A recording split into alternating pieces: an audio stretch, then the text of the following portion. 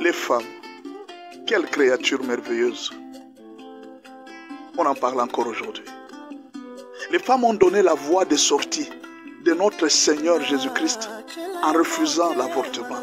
Alors que la grossesse de Marie, mère de Jésus, était une grossesse scandaleuse. Elles avaient accepté la honte pour que ces sauveurs viennent dans le monde.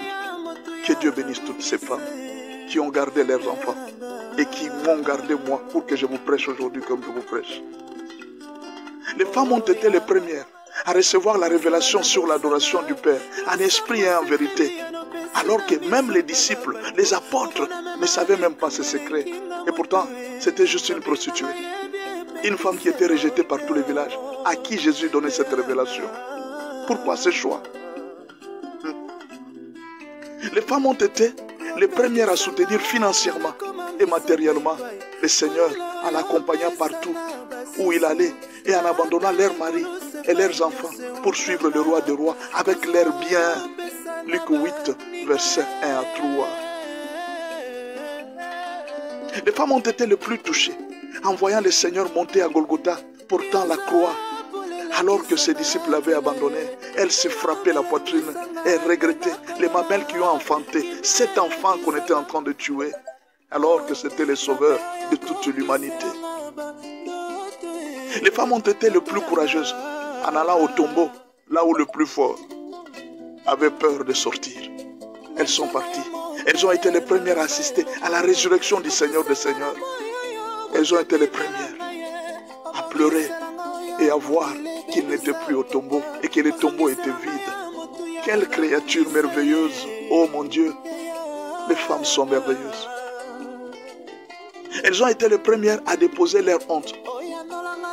Une femme prostituée, rejetée par tous les villages, par tous les pays, la Samaritaine s'est élevée pour aller évangéliser les femmes mariées, pour aller évangéliser les hommes mariés, pour aller évangéliser les soi-disant saints. Elle les a appelés devant le roi des rois. Pour la première fois, les villages avaient rencontré Jésus, mais à travers une femme rejetée. Parce qu'elle avait jeté sa honte. Elles sont encore là, à remplir nos églises, là où les orgueilleux se moquent encore de Jésus et de ses serviteurs.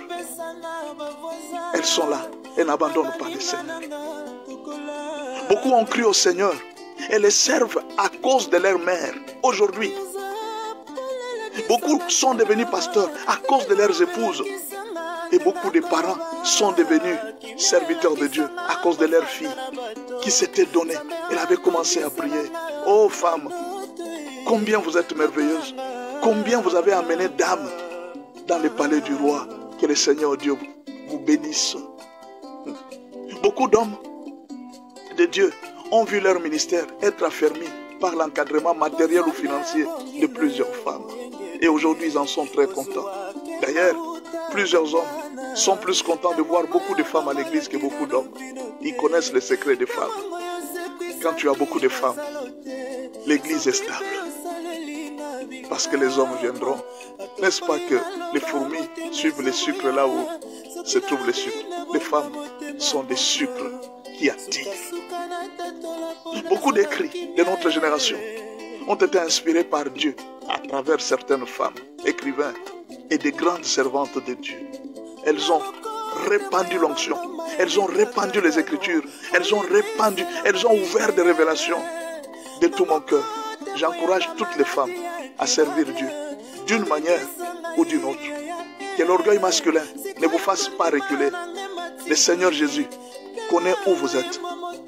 Même si vous êtes dans des boîtes de nuit, apportez votre parfum et essuyez les pieds du roi des rois. Il est là, il vous attend. Pendant que le monde est en train de se moquer de vous, prostituées, lui il attend votre parfum, que vous veniez essuyer ses larmes. Donnez-lui un verre d'eau comme la Samaritaine et il vous donnera de l'eau de vie. Partout où on parlera de moi, on parlera aussi de cette femme.